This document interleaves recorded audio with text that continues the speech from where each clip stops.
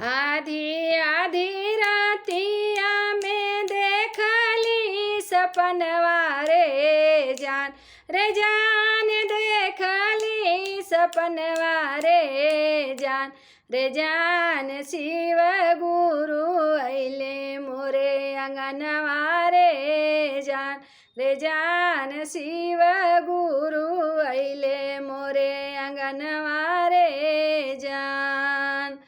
हाथवा में त्रिशूल डमरुआ सपवा के हरवा रे जान सपवा के हरवा रे जान जटवा से बहे गंगाधरवा रे जान जटवा से बहे गंगाधरवा रे जान।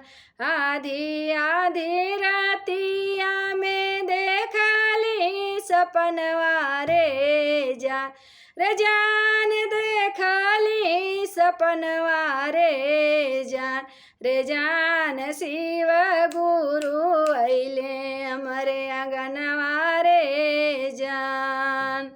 गुरु भैया गुरु बहना घरवा बोलाइब रे जान घरवा बोलाइब रे जान मिली जुली करब शिव चरचवा रे जान मिली जुली करब शिव चरचवा रे जान।